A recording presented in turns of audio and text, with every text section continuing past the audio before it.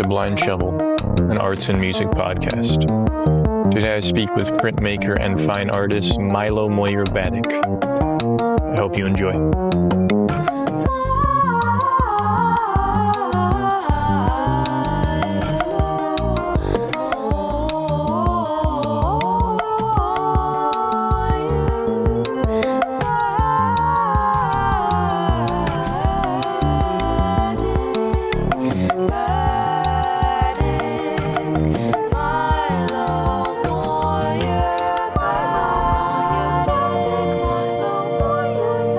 Hey, Michael, how's it going? Good, how are you? I'm pretty good. Thanks again for inviting me to be on the podcast. Of course, I think I was wearing one of the shirts, and then I thought about you. That's right, and you said something about a skull on the shirt. I was trying to think back of which one it was. Yeah. It's very Day of the Dead looking. It's kind of a gray shirt. Yeah, with bunch white of skulls. ink. Yeah, very subtle. That's right. I think my friend Marcus and I designed that one. Anyway. Yeah, it was like a collab. Yeah, exactly. You still pumping those out? The collaborative T-shirts, not as much. I'll do T-shirt designs for bands, and every once in a while I'll do kind of a friendly collaboration. But that was kind of a maybe 2016 to 2022 kind of endeavor, Yeah, I had a bunch of them. That's right. Yeah, you were a big fan. Thanks again for supporting, Michael. Of course. So you do design as well as fine art, right? Yeah, I suppose so. I think, I went to school on the East Coast, majoring in printmaking, and that kind of, was really a focus on designing a matrix or a premeditated image and then executing it, via these pretty precise mechanical processes. And I think design just kind of was a natural progression from that. And, doing design for, again, bands, certainly a lot of flyers, art flyers, and then having it really dip into the painting process in the kind of a similar way. Yeah, but not design in the sense of, I interviewed someone earlier, I guess last week, and we were talking about the difference between design and art, but it seems that with your work, there isn't much of a boundary. It seems like the mediums just shift, right? Or do you feel that there's a difference? I think I like how you phrased it. I think they're not really separable from the other. I think a lot of times with the painting, it's a design that happens to just be almost illustrated with paint a lot of the time. Yeah. I mean, it's interesting. When I was thinking about interviewing you, I was trying to think of how to grasp your work, Yeah, sure. I'm sure you think about this as well. Sure. And the printmaking background makes sense. Mm-hmm. Absolutely. Mm-hmm. But it's still, as I look at it now, it's quite interesting to consider what unifies it beyond a certain aesthetic. Yeah. Content-wise, it's an interesting question. It's a little all over the place, isn't it? Looking back. Well, maybe, but it isn't. Yeah. I'm sure there's something that pulls you along that you can identify. No, absolutely. And when you asked me to do the podcast, I was kind of thinking about the body of work that I made for the show that you hosted in 2017. And it was fun kind of looking back about that body of work. I would kind of say that more or less I tend to go in these groups of stylistic works that maybe 6 months or a year last, and then I kind of move on to something else. There's certainly a through line there, but I kind of tend to look back at works in these little batch phases. And the 2017 one with Harpy was one of the kind of first times I think I was using photographs that I was taking. And in that sense, I was using silkscreen method to physically get them onto a wood panel, but really starting to deal with photography, embracing abstraction, and getting to these strange places with form that are, I don't want to say uncomfortable, but kind of ominous, and you certainly don't get what's going on the first look a lot of the time. And I think that was something that really grew into more of what I'm interested in these days. Is it purely formal for you, this exploration? That's a good question. I think it feels largely formal, which is probably why I like it. Yeah. Or do you get into the weeds talking about what it conceptually consists of, or do you avoid that? Well, no, I think I appreciate the formal conversation, because I think for a while, I don't know if you ever went down this road, but it seemed like, oh God, if I'm really super focused on the formal aspect of it, is that shallow, or am I being too just concerned about the aspect of seeing? And I think as I've become more mature with it, I think I give myself a little bit more, of a leeway to really jump forward and really embrace that sometimes it really is about, again, I think I use the word formal, and in the sense that I'm using it, I'm interested in the act of seeing and the act of really consuming this visual image, and how do you formally mess with that, and where within that dynamic, can my work stand out? Yeah, there is the irony in which there isn't much to say, I guess. Yeah. In a good way. Right. And, to me, art is, when we use the term art, I guess the first thing that comes to mind is still visual art. Mm-hmm. And I think visual art is at its strongest when it's primarily visual. Yeah. So I appreciate that formal exploration. But, there's also this funny thing where that divorce from particular content is a pretty modern thing as well. I guess this isolating aspect of modernity, this atomizing quality where sometimes things get dissected and pulled apart to the degree where one could spend their whole life on color or right. I'm ambivalent about that, to be honest. I think in some ways it's a regression. I think historically speaking, I think prior modes of art were trying to do everything at once in a way I can barely wrap my head around, literally be the, it's digesting the cultural and religious narratives of its time while pursuing the highest technical and poetic executions possible. Sure. It's kind of mind-blowing, and I think impossible for a modern to even fit into that scheme. Yeah. And I don't know how to resolve it. I kind of just accept that. Right. Well, we are on these islands in some sense. I think that's a good way to put it, because I think sometimes I think about when I think a lot of artists are really into the creative process and work on their craft and their vision for years and years and years. Sometimes what's happening is some of the details that you're mentioning, like maybe a high concept value, or maybe a total focus in color, or maybe there's a recognizable pop culture, whatever it is. It's interesting to see people really progress and realize that stuff is kind of superfluous to their own practice. And if they're being really honest with themselves, maybe they just want to paint stripes and really take that into a realm on its own, or whatever it may be. I think I really appreciate, as I think you do, kind of listening to the podcasts back, the progress of someone maybe in their early 20s and onward, just seeing the themes that they really choose to stick with, and what they kind of realize, I was kind of trying to do what I was supposed to do, and if I'm being really honest, I can cast that element aside. Does that make sense? Yeah.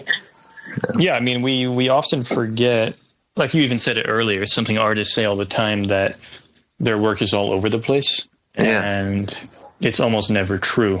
In the sense that there's a billion decisions you could be making aesthetically, and you always end up making 5. Not you, I just mean artists in general. I feel like the big moves of one's how do you word it? I feel like we're much more limited than we like to admit, and we kind of tell the same stories. Like directors, it's very obvious that this director is kind of just directing their first film right over and over. But do you do you feel that way? Because sometimes when the work's more obfuscated, it's a little harder to pinpoint in that sense. And it also, I think, makes it harder to understand progress, or like even on the personal level. I found that with my comics early on. Yeah. They were being so oblique that I couldn't tell at a certain point if they were getting better. And I personally do think that matters. I think it would be disingenuous to suggest that I'm so graceful that I don't care about that ascension, you know? Well, totally. And I would say this reminds me of a quote from some artist that I, of course, forget, but they were kind of likening the creative process a lot more to the scientific kind of notation process, wherein if you're doing an experiment, you would then, upon completion, go back and look at the results and kind of compare what happened and see what worked and see what you can do to move forward with that new info.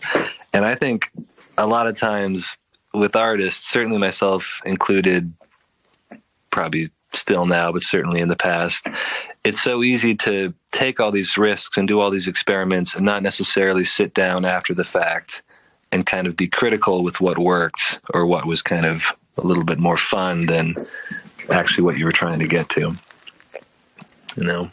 Depending on the metrics, yeah. I mean, I think when one is looking at their technical skill related to their hand, it can be kind of easier. Like I could tell you, I was better at drawing here, here, and here. Yeah. Perhaps that is unimportant. I think it's important, but I understand there's like this suspicion towards craft, which I think is frankly nonsense. But like I think the idea of de-skilling is mind-boggling because it's a hard thing to get. So I don't think we need to worry about de-skilling artists. I think plenty of them don't have it.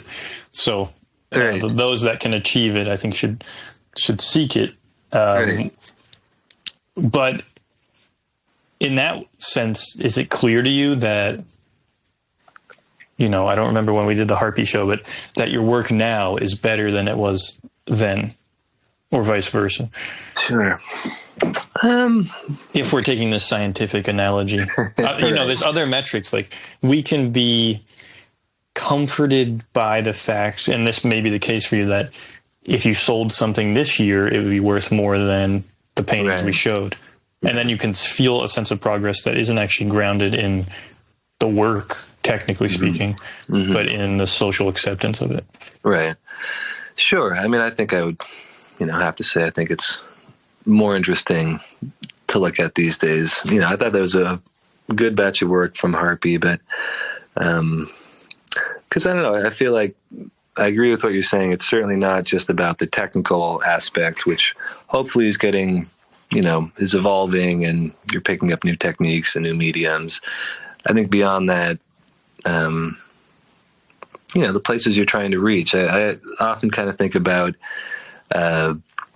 my process of painting, of really trying to go out.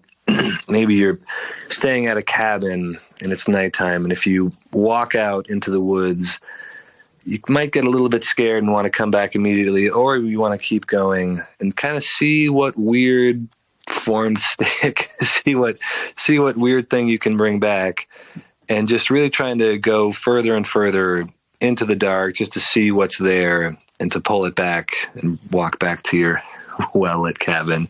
And I think in the last few years, I think it's been a lot more allowing myself to be freer and frankly weirder with the processes and the images I'm using, and the ultimate end result just being a strange thing that I didn't really think, I didn't think of in the first place. I kind of had to wander around to find it a bit, if that makes sense.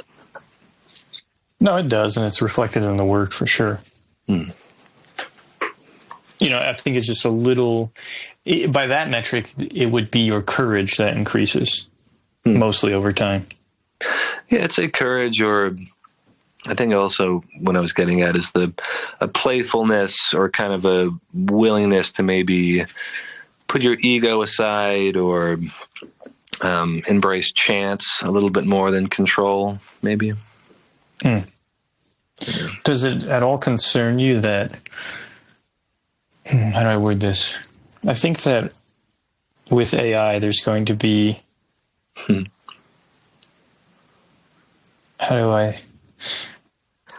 think meaningful imagery is going to be increasingly important. Yeah. And it's not even my preference per se.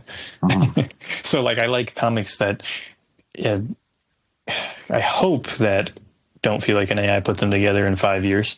Right. But there might become this moment where, there's just this sense, the more scientific it gets, the more where it's just like, okay, here's iterations and inputs and they're altered, the more it sounds like a machine.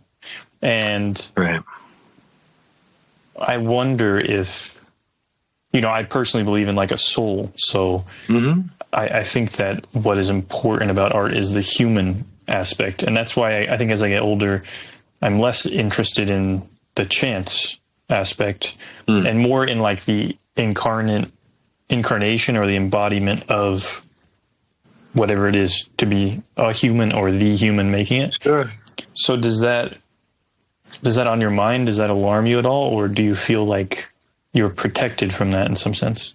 Well, it has been interesting to kind of see a lot of AI imagery come out that is just, I think, really compelling in a similar way that I was really not aspiring to directly, but at least interested in. Because I think there's something about design and my approach with a lot of images is I really like the idea of it looking like they kind of exist of their own complete, existence. They just pop out of nowhere and they're here. And of course, an individual human made them. But I think it was interesting for me for a long time to really just kind of, I don't want to say avoid that technique, but really try to make something that as a viewer, you couldn't really tell that an individual made it, if that makes sense.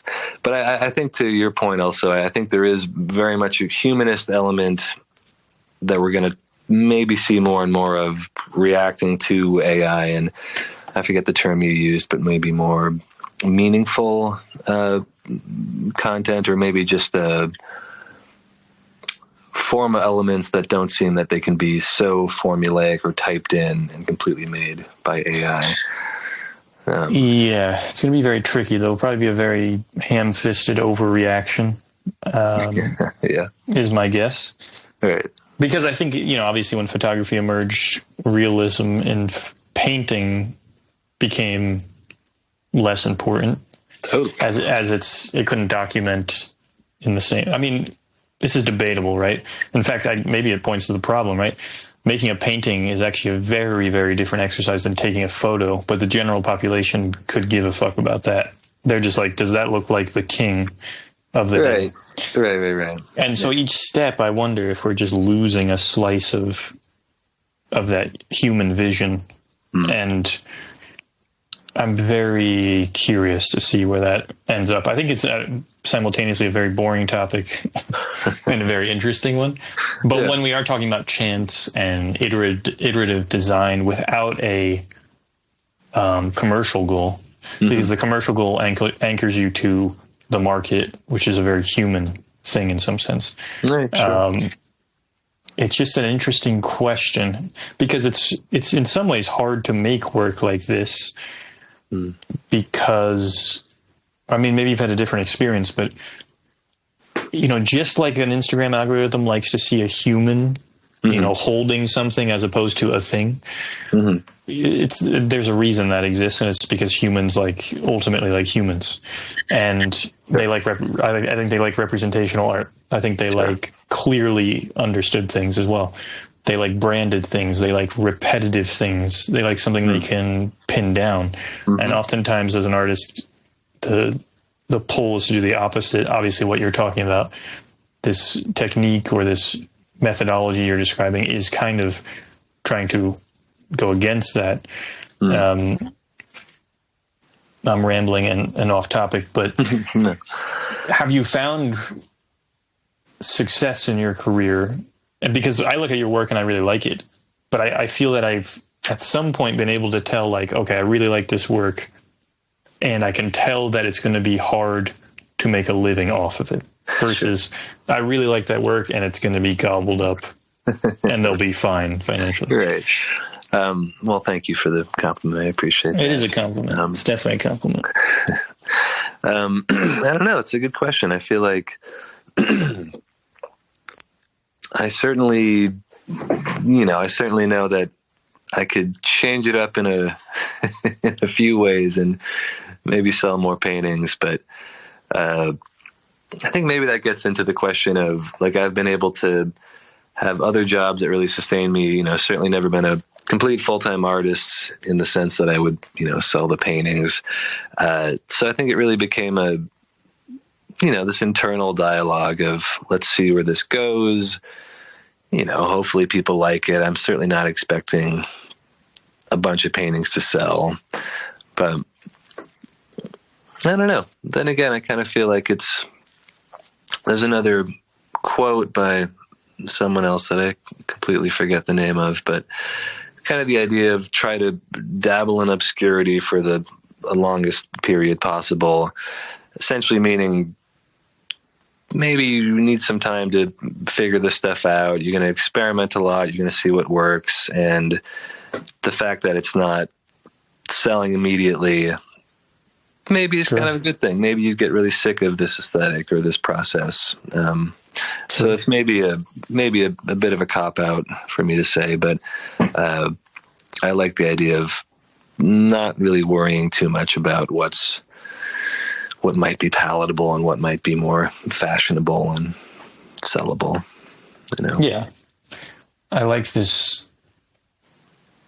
I like the implications of you continuously forgetting who you're quoting in relation to your painting. It makes sense to me. It's like these disparate, broken references. Yeah, that's me, cool. All right. Yes, and maybe some sense in the metaphor with a cabin. As the cabin becomes increasingly beautiful and comfortable, you probably wander out less far and far from it. And that can happen with certain forms of success.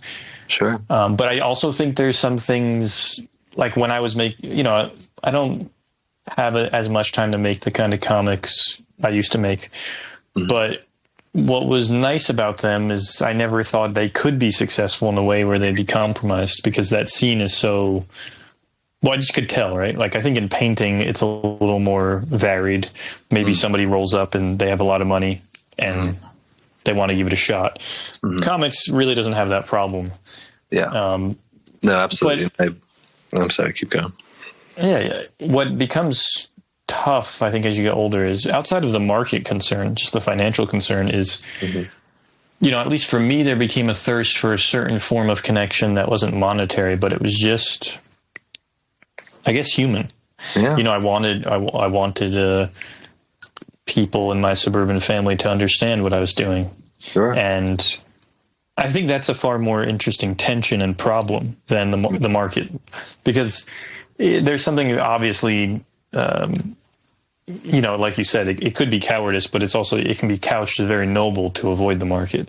But to avoid human connection starts to become a very, I don't know, different and trying problem as you get older. At least it did for me. Sure. Yeah, I think living in I'm still in the Bay Area. I'm in Emeryville. I think it became pretty evident that in terms of what's important, the making was kind of on the top position, but really close to that position was just the people that you meet and the scene around you. Because I think that really was what drove me way more than the non-existent sales a handful of years ago. Really was just the DIY galleries of Oakland and San Francisco, and coming up with this group of people that you kind of feel comfortable with, and you realize, we're all doing it to be interesting and to make our own way, but God, if we're being honest, we kind of want to just find friends and have community in any given city, right? Yeah, and it's fascinating that you can orient these things, these thirsts, in a way that make your art better or undermine them ultimately. And it's a very delicate dance, I think. Sure. You could then be interested in being accepted more, so you make art that Right. fits. And not to say that necessarily those things, again, detract, but it is a fascinating challenge, I think, as you get older. I think coming out of school, you're riding off the fumes of complete delusion and a certain romance. Yeah, exactly. A kind of tunnel vision that I'm not even denigrating. It's just part of that phase. Yeah, it was fun while it lasted. Exactly. But it seems like you've carried, I mean, if you went to school for printmaking, then that is very evident to me. Sure. I can't quite nail down how. Obviously, you use printmaking techniques. Yeah. But again, there is something mechanical at play. Yeah. And I always found that printmakers were very interested in the mechanics, whereas like I went to school for illustration. Right. We just have pens or tablets. It's not about that at all. Totally. Yeah, I think there was always, I forget if I mentioned it before, but I think the obsession with having one stage where you're being generative, subtractive, coming up with an image, and then the second part of the process being very objective and very, there's a, dare I say, right way to do this, and you can really hone that craft in. It's obviously not that binary in my current process, but I think I really like that separation of drawing and really figuring out this image in whatever format, and then the execution of it being a little bit more, because I don't know, I've messed around with paint in so many different ways, and I've certainly tried the generative looking at the painting on the wall for hours and hours and making some marks, and I think I just realized I'm not that much of a painterly painter. Like, this doesn't ever click. If I'm being really honest, I want to have a premeditated thing that I paint somewhat objectively, Yeah, that's a very good point. I think, I definitely relate to that bifurcated, maybe you call it masculine, feminine energy of this thing, where it's like, you call it generative as well. And, or I call it convergent, divergent. So like, these processes of exploring all the potentials and then really closing in on that one thing and then focusing, trying to really get to that thing. Totally. And if you fail, you fail. Ironically, I do screen printing, but I'm trying to do the opposite. I think because of corporate screen printing, like, just commercial, like whatever, football jersey screen printing. Yeah. I'm always trying to get a result that's, as odd as it sounds, human. Something where, you saw I messed up. It's kind of backwards, but it's because I don't like to be reactive in that sense, but it is kind of a reaction against what you do see, Totally. And I think there's something that you really reminded me of. There's a level of slickness that I sometimes get into the territory of, and I go, oh my God, this is starting to look a little too clean, a little too slick, and maybe by your terms, kind of inhuman in the way that I'm not interested in at all. And then I kind of freak out and have to figure out how to make it more organic or more human. Yeah, perhaps, that's the problem with digital. Digital things feel, you have to work backwards to make them feel approachable. Yeah. You have to apply facades of paper, textures. It's there's something perverse about it. Yeah. Sometimes I have to spend my time doing that from a design perspective, but there is something wrong with kind of trying to mimic a process that's more inefficient without honoring its actual friction. Sure. I think I get what you mean. Yeah, I would agree. And so in respect to your references, there's obviously a lot of video game references. Mm-hmm. Are these things personal, or are they really that formal? Because I find that no one can be that, how do I word it? Like, no matter what artists are in their work, Mm-hmm. and they can do all the things to try to avoid that. Yeah. If it's like a color field painting, it still tells me, well, it's a boring ass person, at least in my opinion. But for you, do video games mean anything to you? Does Kirby, does this reference, like, when I'm wearing the shirt, sometimes I'm thinking, because I think Kirby comes up a couple times, but Really? Is this telling me something about you, or does it just look cool? Well, I think what I've been thinking about a little bit more lately is the idea of, how do I answer your question while still saying this? I think for me, it's easy to harken back to certain ages where seeing, video games and skateboard graphics and stickers was another big one. And kind of remembering how at that time, seeing this new form, this formal, it's got these colors and these bold lines, and there's this new vibe and aesthetic that I haven't seen at all. And when you're that age, it's so exciting and so much fun. So I think a lot of the times I like the idea of trying to almost go back and mimic that, kind of break down that reaction and go, how do you make something that makes an adult, or anyone, I suppose, have a moment where they look at this form and they go, whoa, I think this is maybe familiar, but it's not. There's just a 0.2 second reaction that happens.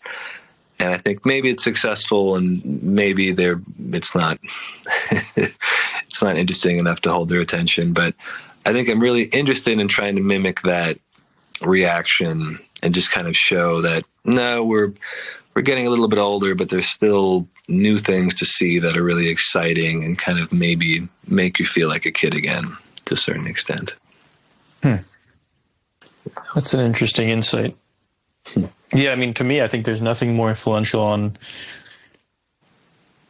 a lot, like basically contemporary painting, than video games in terms of composition. Sure. It created so many strange perspectives that I guess I haven't processed a ton, but whether it's top down or side profile, top down is so weird. Is there a painting pre-video games that is top? It's a very weird view, Totally. And I think the sense of light, where pixels and color are being, literally electrified with light emanating from the back of them, was such a nice aesthetic trick that everyone really, like, just that first Mario game looked so good with the colors as you're running through them. That couldn't help but make a lasting impression on so many people. Yeah, it's the same reason I think I love football, and watching it has a similar, it's very compositionally interesting, football. Sure. And the perspective is very unique. It's true. And it's really just colors hitting into each other at the end of the day. Colors smashing into other colors. Well, these colors are very important. It's so funny to me. Sure. I think there's a Jerry Seinfeld bit about how if all of the Yankees were traded to the Mets and vice versa, people would still root for the same team they did before the trade. Yeah, and to me that's very powerful for him. Yeah. Yeah. Yeah. That's interesting. Do you care about sports? Oh, that wasn't something I essentially no, not really. Although maybe my equivalent, I was trying to figure out how to bring this in.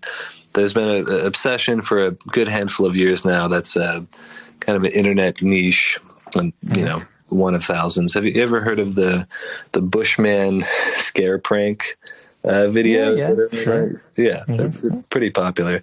I think that's been something that I, far past the point of just thinking were fun, really obsess over them over the years. And I think not to say that that's my sport that I watch, because that'd be ridiculous, but there's something to them. We're kind of noticing that it's going to be the similar format. Like, we all know what's going to happen, and it stops being about the actual prank itself of a person dressed up as a bush becomes animate and scares people. It really becomes about the reaction of everyone else, and maybe even more important than the person that got scared, the people around them that are reacting to that person's reaction. Which again, I think goes back to my obsession with that split second of unfamiliarity. But I think also just to do with this kind of social reaction, this kind of psychological built-in thing where, maybe for a split second we thought we were going to be attacked, but no, it's okay, we're fine, and everyone's laughing, and okay, I think that abstraction almost got me, but now I appreciate that abstraction. Now I'm totally rambling, but it sounded like that makes sense. I didn't know the Bushman. I just know he jumps out of a bush.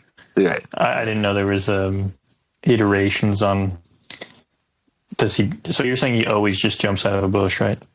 It's usually a person that's dressed up in a ghillie suit, and it's a lot of them are in Texas and different parts of the U.S., but a lot of them are Italian, Greek, African. Like, it's really taken on a whole. Wait, it's not one Bushman? No, I think originally in San Francisco there was, quote unquote, the original Bushman. This is now a kind of internet sensation that's really taken off. Oh, I had no idea. Yeah, gotta look it up. Yeah. On that note, no, there's nothing that connects to that. No, I'm curious, I lived in Oakland for 5 years, and, aesthetically a very confusing place in a lot of ways. And it's kind of interesting, in some sense I understand how it makes sense you're there based on what I'm seeing, but it also kind of doesn't. And sure. What is your experience of how long have you been there? I've been in Oakland and Berkeley for just over 11 years. And yeah, it's certainly been interesting. I feel like I relate with a lot of people, but there's certainly ongoing aesthetics that I don't really, relate with that much.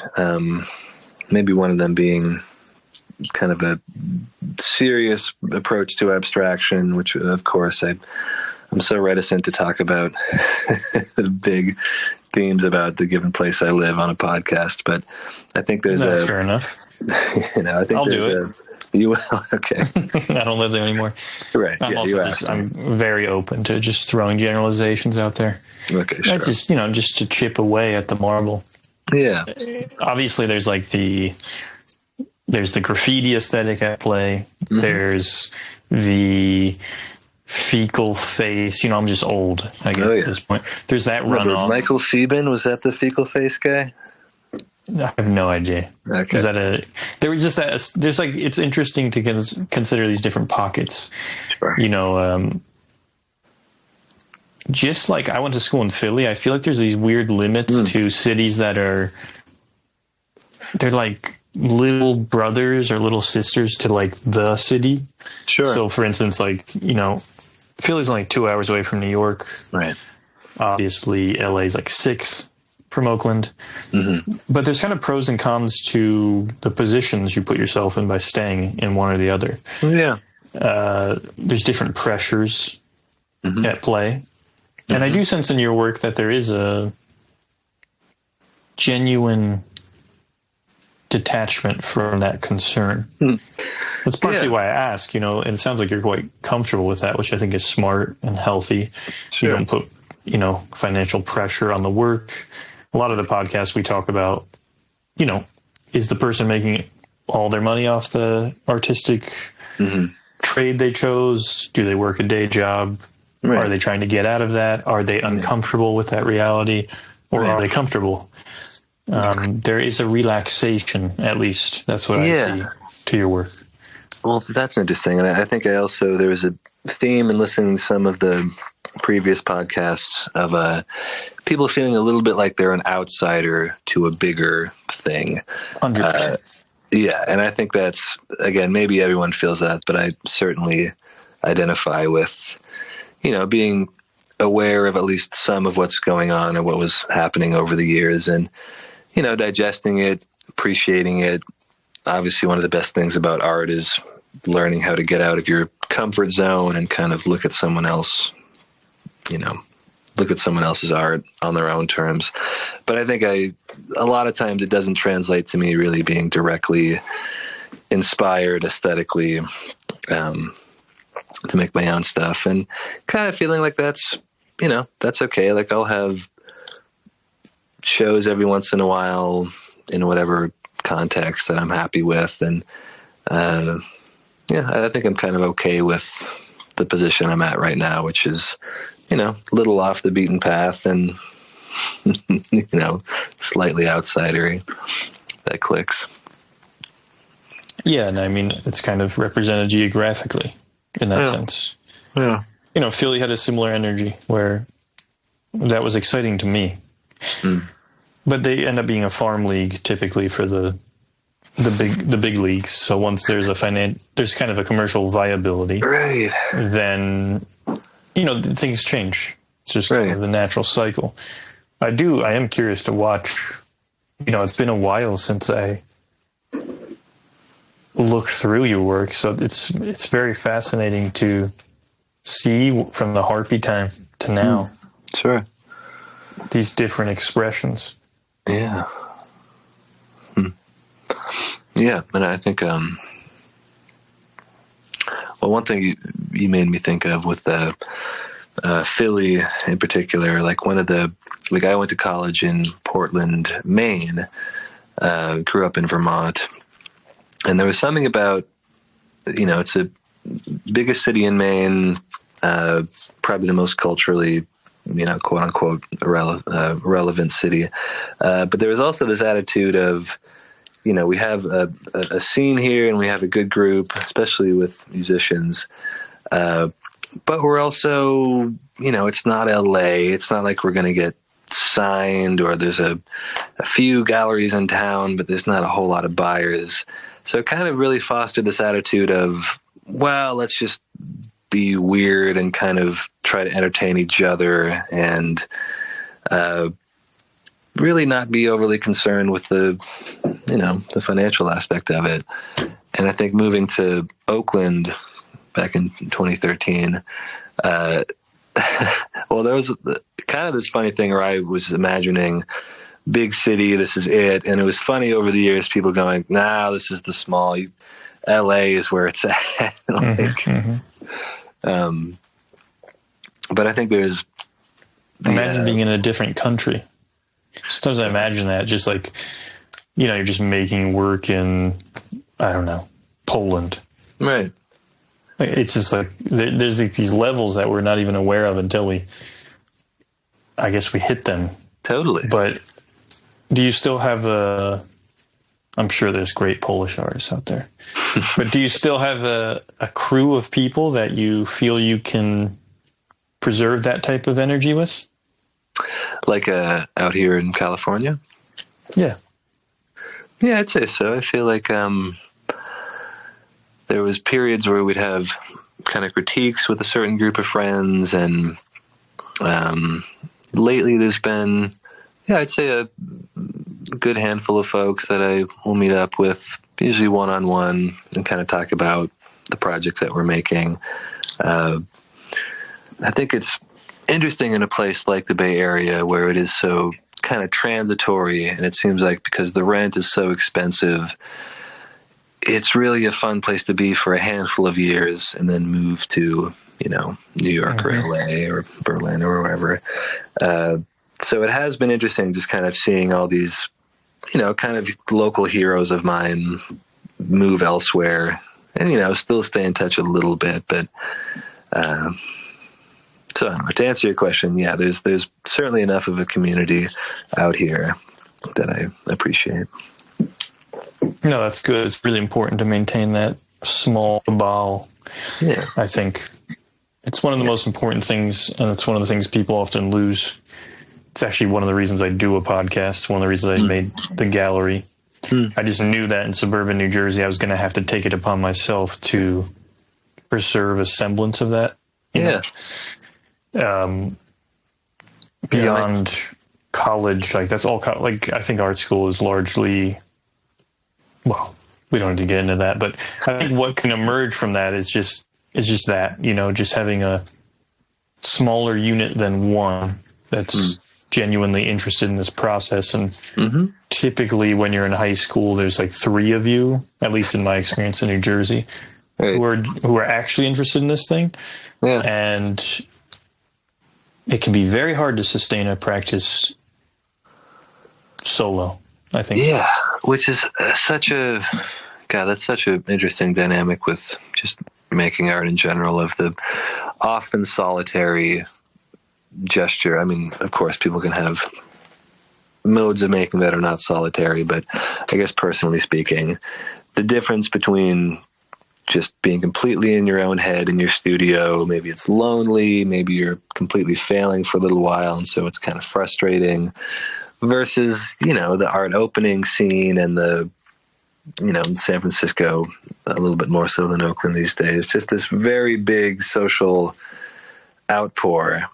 And those two are just so on different ends of the spectrum. And it's really been, I'll say, interesting over the years, kind of getting my head around how they relate. Because on one hand, they don't relate at all. Like, people can go to the opening and really not look at much of anything, but are still having fun in the social realm. But how does that translate to, I don't know. Again, I'm rambling, but it's a real problem. It's a real problem. Yeah. It's a problem music obviously doesn't have. Yeah. It has other problems.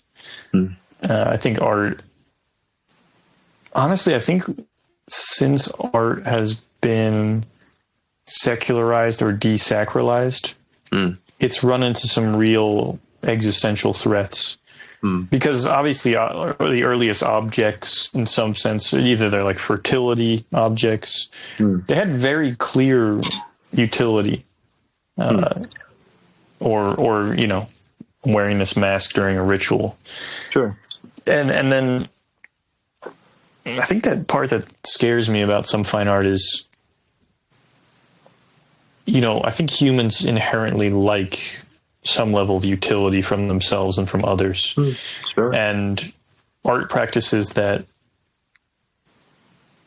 don't have that, because I don't think play and utility are at odds. Just in the same sense, I don't think something being decorative is fulfilling a utility. Sure. Or something being beautiful, that's a utility.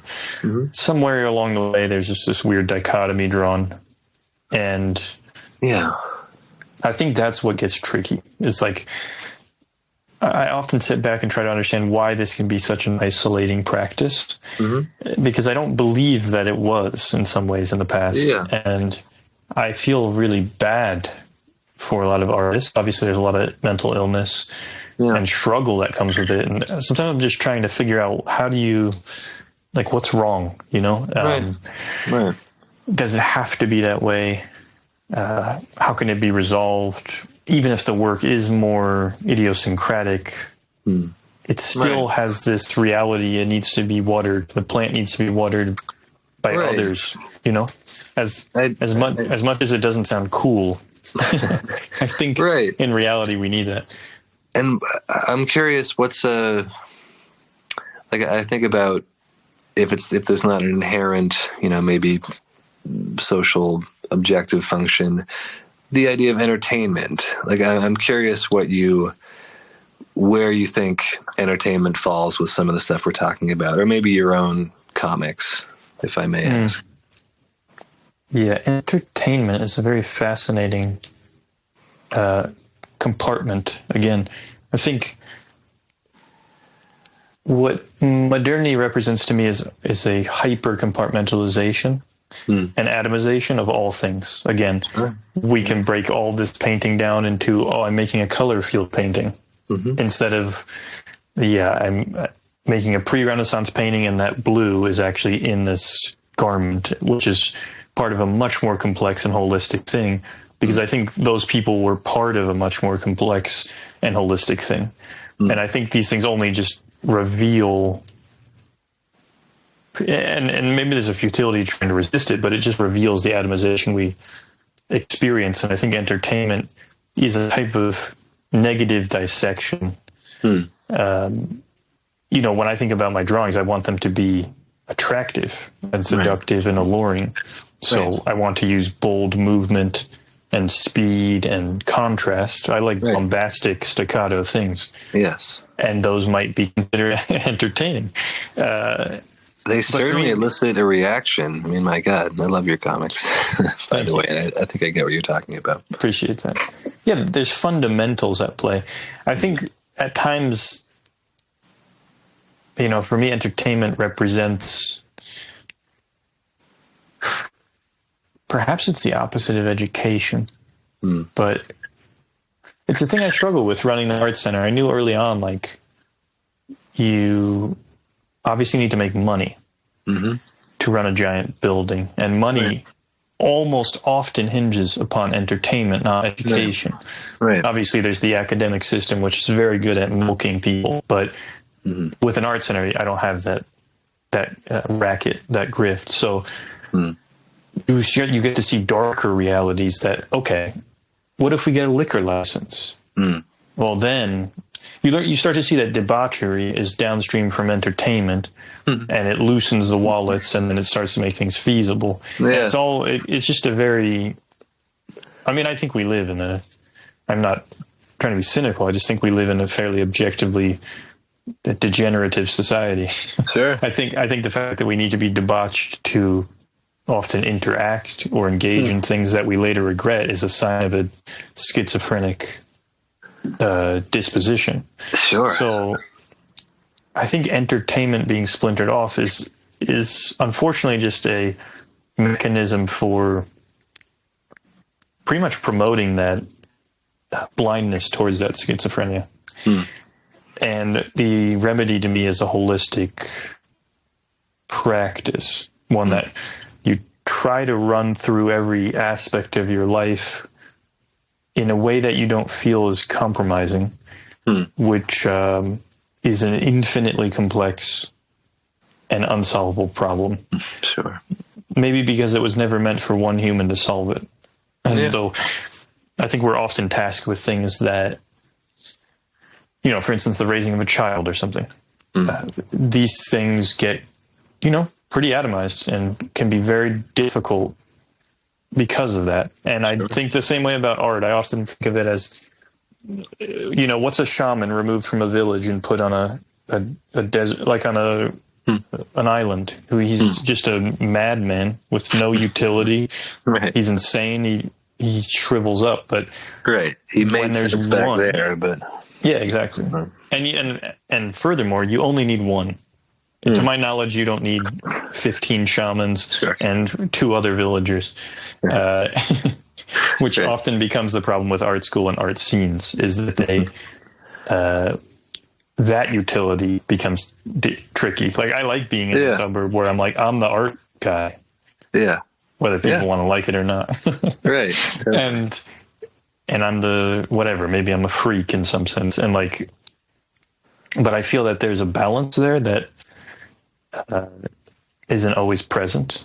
And I hope I answered how I feel about entertainment. I don't want to sound overly,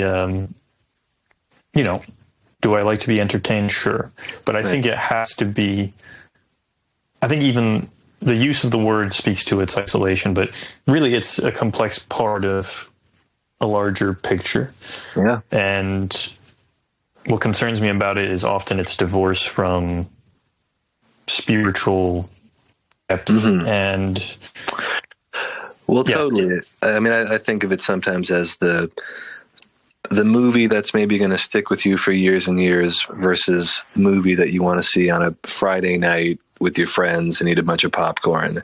like they're both valid. Like they're both really engaging and fun in a lot of different ways.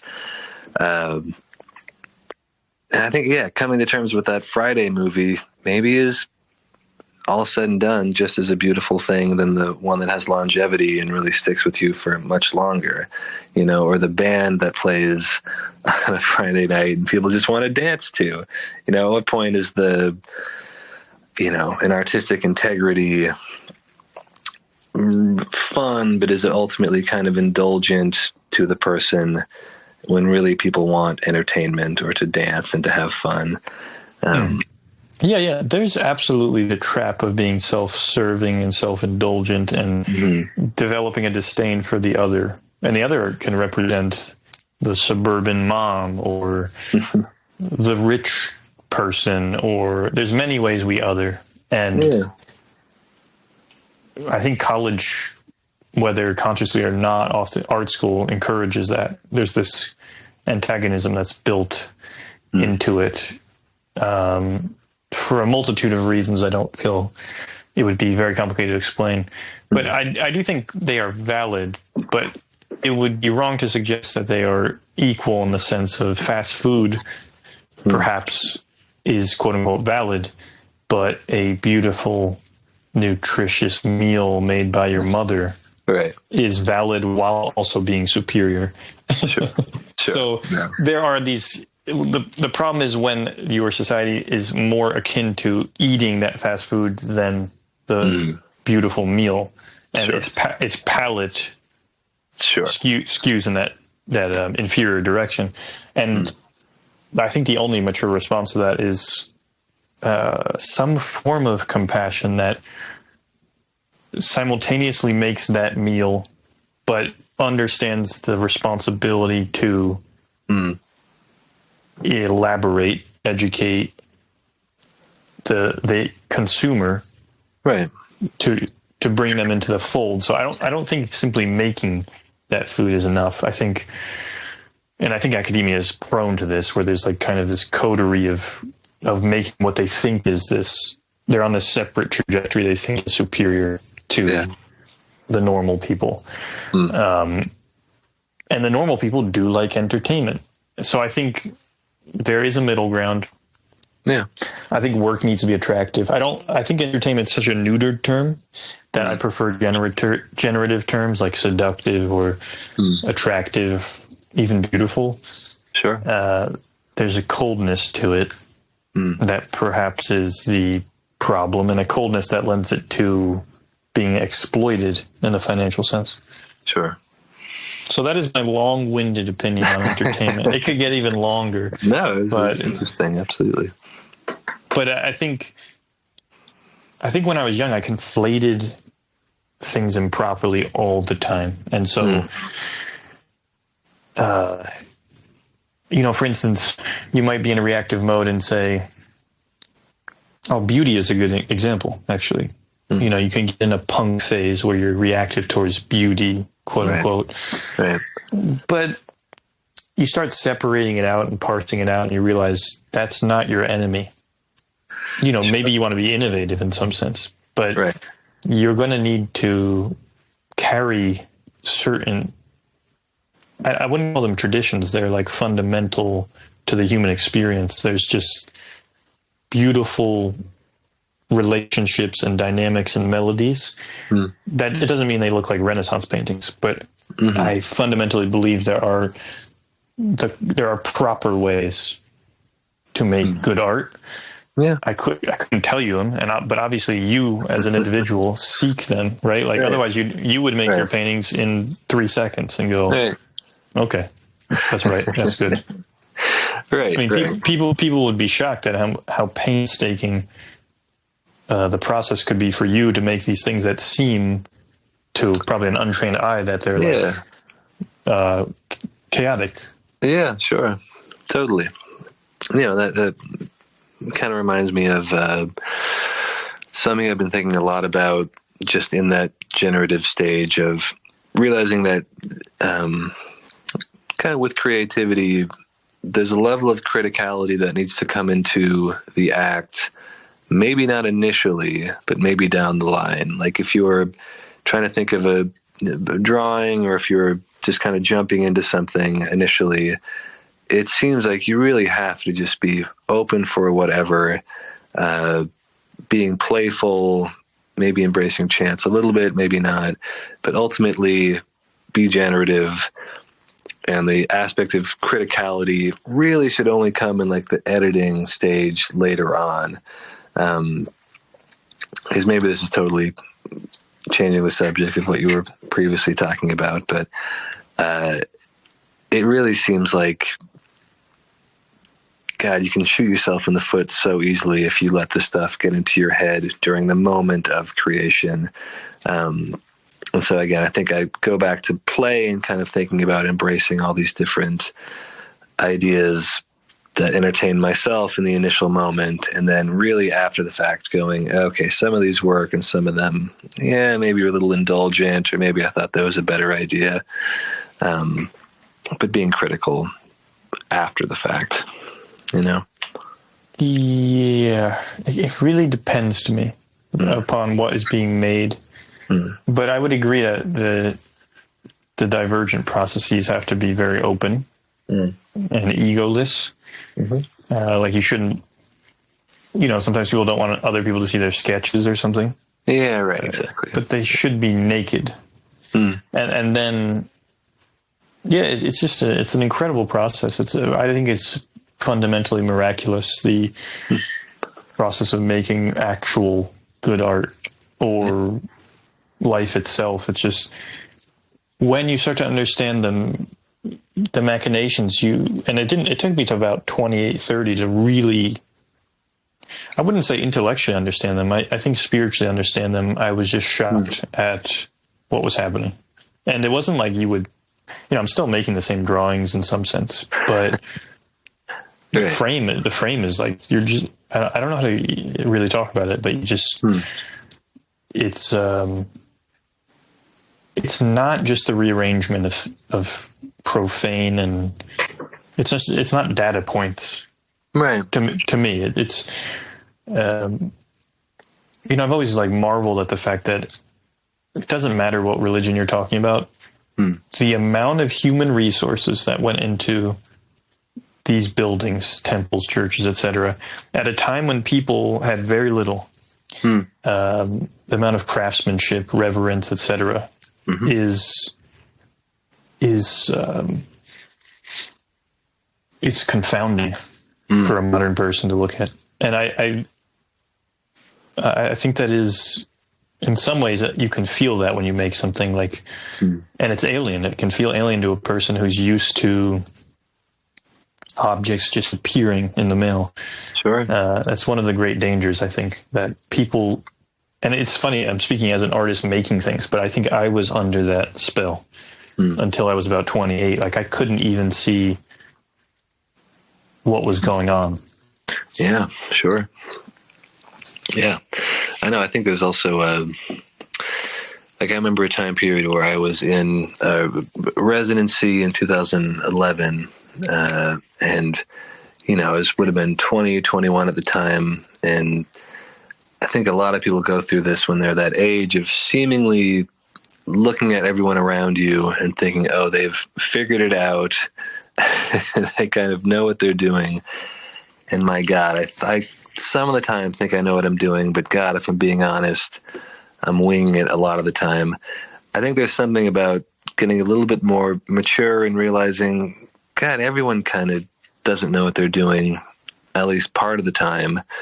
And the people that are really comfortable with kind of floundering in that doubt and coming up with something are the people that make it happen. And so I think embracing that you don't know what you're doing. I wouldn't, to clarify, I wouldn't say that I feel that I figured out what I was doing. I feel that it's quite the contrary. I became aware that it wasn't me doing quite a bit of the heavy lifting. Right. And this then becomes, of course, you get into, so what's going on here? And that's very complicated. But it creates an actual positive distance that allows you to be objective about your work. When you don't think, you want to have pride in your work and you want to do it as well as you can because you're at the service of something else. And I would, if you want to go full ambiguous, you can kind of go like whatever that generative force is, you want to be recursively respectful to it. And it also makes you just feel, when you are delicate and considerate of the things you make, I do feel that you start to feel indebted in some sense to how you arose, which is also vastly complex. That's a beautiful way of putting it. I would agree. And what's interesting is, like, you could talk to someone who's doing self-portraits in a realistic sense, or you who's doing something that might seem more, again, I wouldn't call it mechanical, but it's definitely more abstract. But I still think this you cannot escape it. This feeling. Sure. I mean, some people might not agree that it's occurring. Yeah. I would argue it's still at the bedrock of the process, though. Sure. Yeah, I would agree. I don't know if that was a question in there, but yes. I don't know. Certainly agree. I have no clue. Well, do you have any shows coming up? Well, there's a show up right now at a spot in Oakland called This Is a House Gallery, Leicester Ave, again, near Lake Merritt, where my friend Liam Erb and I did kind of a collaborative show where I would make a lot of the visuals, and Liam is more of a sound artist, performer, musician. And so with some of the paintings that I made, he made into speakers, kind of getting the drum head of the canvas to resonate and project noise, in addition to some of his own glass speakers. And so it's kind of this very Fluxus inspired kind of shifting medium, kind of getting humorous with different aspects of communication, text. So anyway, to answer your question, that show will be up for another few weeks. I'm not sure when this is coming out, but I'd say we'll get it out. Okay, I'd say at least maybe the first week of October it'll still be up. Sounds fascinating.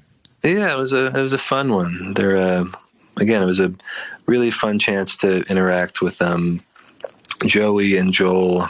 Are these two CCA graduates who have been doing fun curation, and it's been a really good opportunity to kind of check out what they're doing. Beyond that, not a ton. I have a residency in Vermont in February at the Johnson Studio Center that I'm really looking forward to. Yeah, that's great. Yeah.